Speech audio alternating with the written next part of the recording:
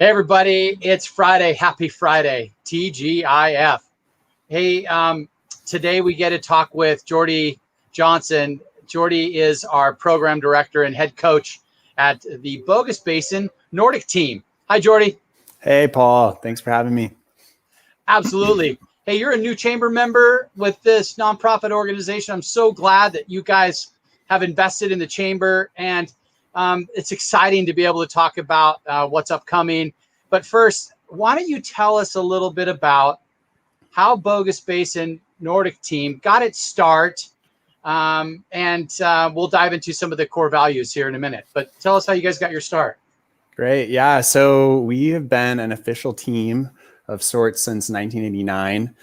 And that was just a few athletes, maybe even a one or two for those first couple of years. And that was back in the day when there was just this tiny little shed up on the Forest Service roads, basically. And Nordic skiing was this super peripheral niche thing and in the valley. And yeah, so started in 1989 and has had pretty much a continuously slow, steady growth until now. And we've rostered about 100 athletes the last few winters, and we have over 100 on our roster right now. And so, yeah, it's gradually grown and pulled more and more folks in, and the sport has grown right along with it in the United States. And so, yeah, it's a fun time to be a part of the sport. Okay, awesome. I don't know if people know much about, for those that don't know what Nordic skiing is, can you tell us a little bit about the program and kind of go over what the nonprofit does and who they help? Yep. Yeah, totally. Yeah. I mean, to break it down, really first and foremost, we incorporate both classical, kind of what people think of traditional cross-country skiing, as well as skate skiing. So everything we do is focused around those two activities. We train year-round, so we offer year-round programming, and the backbone of what we do is youth athletics, right? And so we have all the way from the most beginner, 6-7-year-old kid who's never stepped on snow, never stepped on a ski, all the way up to high school athletes that are competitive internationally and really going for year-round the highest excellence of athletics. So it's a pretty cool range, right? And that core of youth has expanded in recent years. We have kind of a sidearm biathlon program. We've always had a couple of athletes on the team. We're an integrated adaptive ski club, so incorporating adaptive athletes onto the team. In 2011, we started a refuse ski program where we grant a handful of refuse skiers onto the team every year, and it fluctuates, usually hovering around 8 to 10 athletes. And that's been a really fun program. And then we've also kicked off an adult team this year. And so the Masters circuit is kind of ramping up around the region, and we're really excited to offer some Masters program too. So that's a pretty broad range, but all centered around the hard work of Nordic skiing. I was looking at your website today and kind of reviewing some more talking points, and I saw that you guys have from 6-year-olds to 18-year-olds, and you provide this healthy outlet. And I think that's really what we should kind of express to the world today, and whoever's watching, is the fact that healthy exercise, getting that blood flowing, is so important for the mental health of people. And Nordic is one of the best ways to move that blood through, that and swimming. But how has this pandemic affected your organization from coming out of the winter season last year? And then kind of tell us about what the plans are for 2021.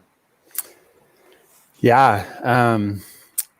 So to kind of hit the story, we were right in the middle of junior nationals for the entire country over in Truckee last March. And so that's the high, kind of the top echelon of all the juniors. It's a massive event. And we had to shut it down right in the middle of the week and just close the gates and rip out of there as fast as we could. It was pretty impressive. And that was the last time I saw, the other coaches from the region So it was really kind of timely, but also a little bit tragic way to end the season.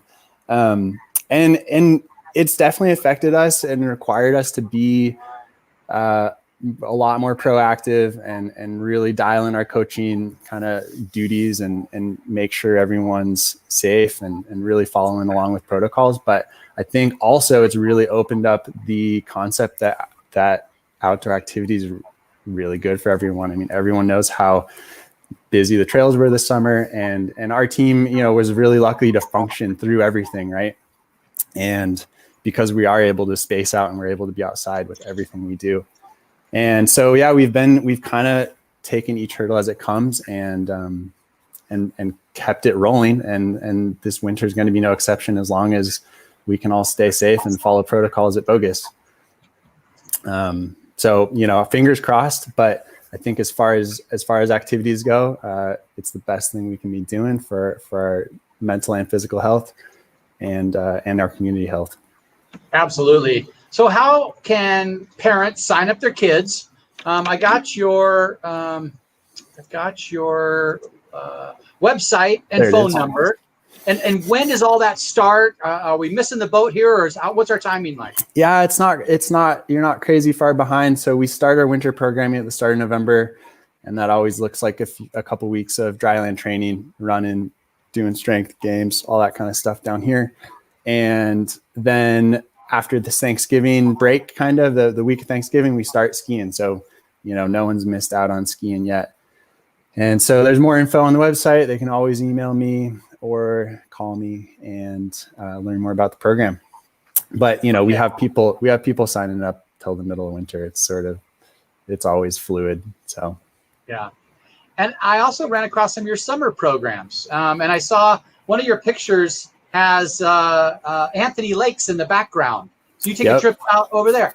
Yep. So yeah, we offer year-round programming, like I said, and this summer I had about 40 athletes all summer, and that every program and every time period has a range of commitments. So you can come 1 day a week, you can come 4-6 days a week. So we offer summer programming, and that is dryland training in the valley. But then we run these really awesome camps and throughout the region, and they're different all the time. And it's, we keep it simple and just get out into the kind of deepest nature we can and work hard, right? We camp and climb mountains and run and, it's pack it with adventure. And that we have offerings from, kind of our youngest crew on up. So, which is really special.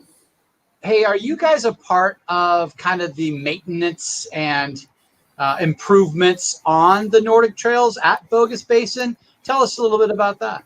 Yeah, that's a good question. So yeah, the history of Bogus and our ski team is that we've kind of always had at least one big trail day a year. And, we're a community of people that like to work hard and people that like to be outside. And so it goes hand in hand with doing some trail work. And over the years, I mean, the team has been an integral part in building a lot of those trails and definitely maintaining them. I mean, everyone that skis at Bogus knows that it's a bushy place and overtaken by weeds and shrubs. So it definitely requires annual maintenance, and everyone can kind of keep their eyes out for a fall work day every year. Well, I remember when the solar powered lights were installed. Yes. And that was really cool because you could go anytime you had availability. For sure. Yeah. And that was a really fun project. That was back when I was growing up here. And it's kind of had some issues the last number of years for sure, but it actually got a major renovation and every light bulb is working right now. And once Bogus is officially open, those lights will be on all winter. So really, really excited about that. It's a pretty unique situation. Not that many places have lighted trails, and right. Everybody that downhill skis knows that the night skiing is a big hit. So pretty fun to have it on our side too. Okay. So how does a beginner enjoy these trails? I mean, I've been down Sapper's Return and that stuff, you get hauling pretty fast. It's kind of overwhelming a little bit and intimidating. How, It is. tell us a little bit about that. It is, yeah. I mean, so, obviously anyone that's coming out with us, that's a good way to start. Bogus also, this year they're only offering private lessons, but in a normal year they offer private and group lessons, as well as their kind of passport program, the integrated lessons, pass, equipment rental. So reaching out to Bogus if you ever want to try is a great way too. But yeah, it is intimidating. And, I think everyone kind of knows about like walking in the woods, slogging around on classic skis, but you get on a groomer on skate skis and those things are fast. And but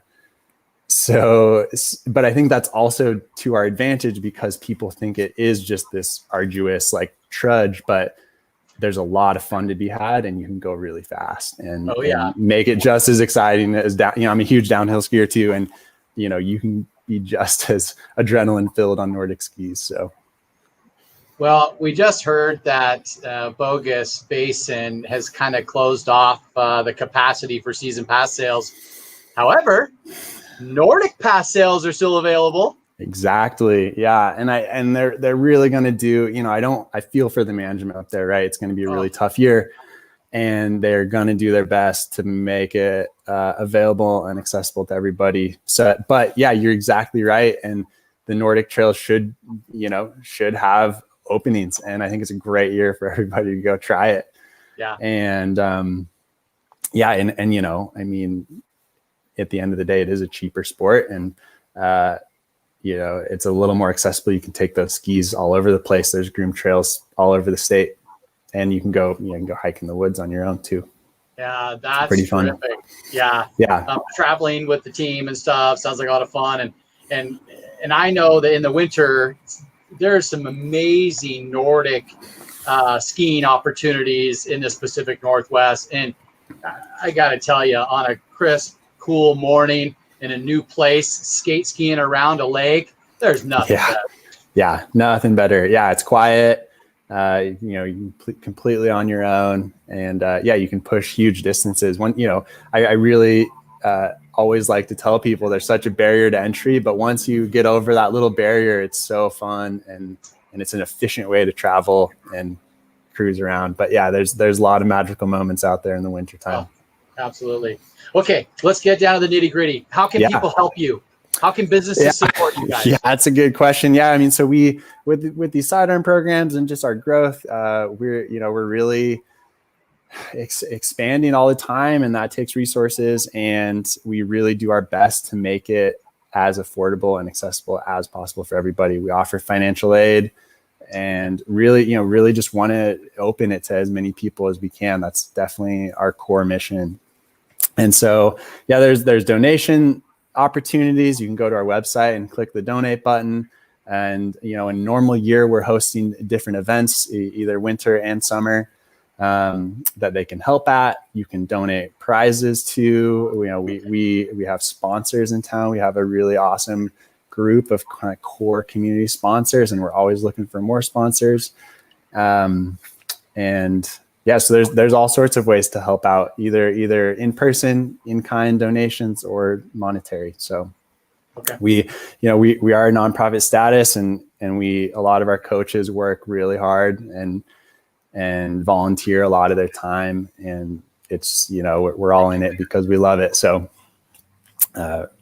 we appreciate all the connections we can get. Okay, can people go ski right now? That's a good question. Might change every hour. I think that Bogus is asking people to not go up the mountain this weekend.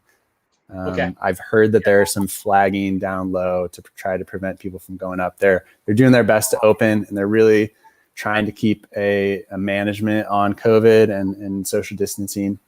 So if you ask me right now, I would say probably stay down this weekend.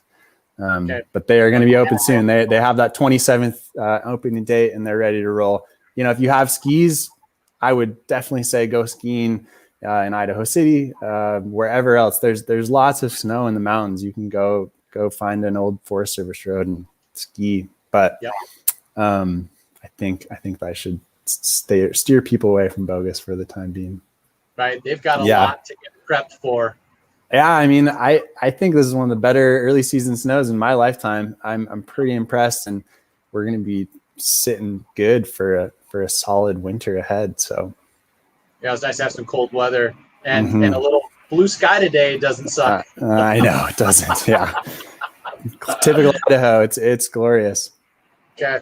Well, Jordy, thanks for your time today. Thanks for your investment in the community, keeping kids healthy with an amazing outlet like Nordic Skiing. If you haven't tried it before, people get up there. Like, you can enter with cross country, the classic, where it's just kind of back and forth and kind of real mellow. And then if you want to try and learn how to skate ski, that takes a little bit more balance and practice. But once you get that skate ski going and you get some good wax on there, man, the glide is really nice when you get used to it. Jordy, thank you for your membership with the Chamber. It means a lot to us, again, and your impact on the community. Thank you, Paul, and thanks to everybody at the Chamber. Really appreciate your time too, and thanks to this whole community. Boise's a pretty awesome place, and we're really grateful for all the fun things we can do around here. So thank you. Yeah, absolutely. I'll see you on the hill, Jordy. Okay, sounds good, Paul. Bye. Bye.